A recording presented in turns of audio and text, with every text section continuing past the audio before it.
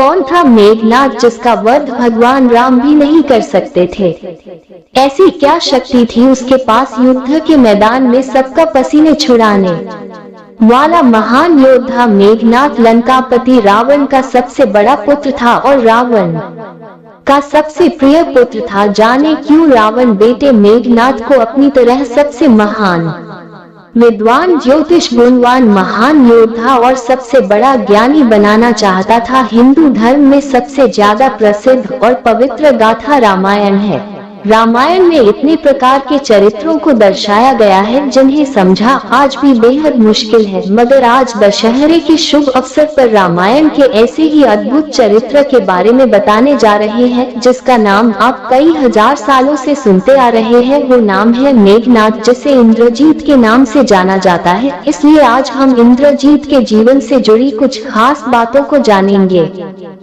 दो जाने कौन था मेघनाद? युद्ध के मैदान में सबका पसीने छुड़ाने वाला महान योद्धा मेघनाद लंकापति रावण का सबसे बड़ा पुत्र था और रावण के पहली पत्नी मंदोदरी ने मेघनाद को जन्म दिया था। उन्होंने अपने पुत्र का नाम मेघनाद क्यों रखा, इसके पीछे भी एक कहानी है।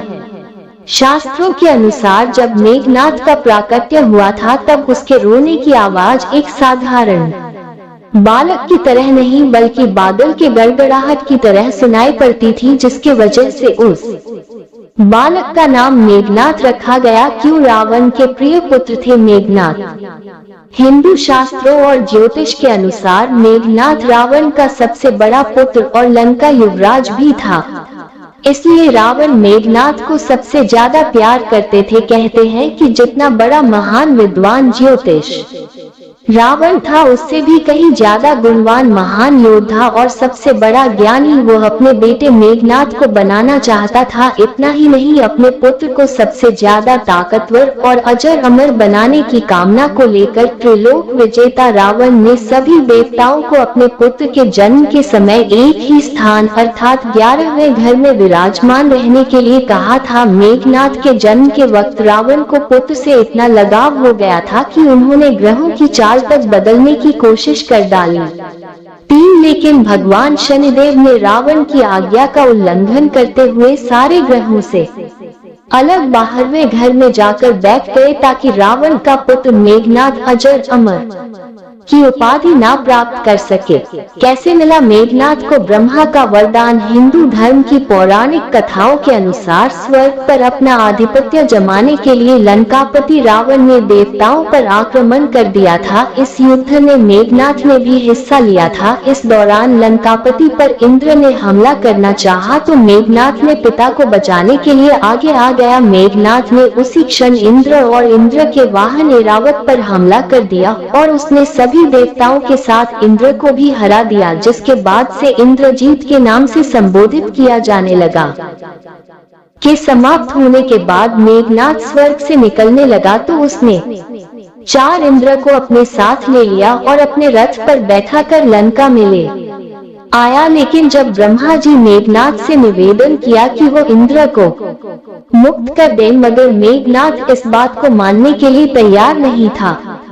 इसके बाद ब्रह्मा जी ने इंद्र को छोड़ देने के लिए उसके बदले एक वरदान देने का वचन दिया। मेघनाद ने इसका फायदा उठाते हुए उनसे अमरता का वरदान प्रदान करने के लिए कहा। उस दौरान ब्रह्मा ने मेघनाद बोला कि अमर होना इस प्रकृति में किसी भी जीव के लिए संभव नहीं है, क्योंकि यह तो प्रकृति के ही खिलाफ है। तुम कोई दूसरा वरदान मांग लो। मगर मेघनाद अपनी बात पर अड़ा रहा। इसके बाद ब्रह्मा ने कहा कि अगर वो अपनी मूल देवी निकुंभला देवी का यज्ञ करेगा और वो यज्ञ जब संपूर्ण हो जाएगा तब उसे एक ऐसा रथ प्राप्त होगा जिस पर बैठकर वो किसी भी शत्रु के सामने युद्ध में पराजित नहीं हो पाएगा और ना ही उसकी मृत्यु होगी। इसी के साथ ब्रह्मा जी ने इंद्र को ये भी बताया कि सिर्फ धरती पर एक ऐसा होगा जो मेघनाद का अंत कर पाएगा, जो 12 सालों से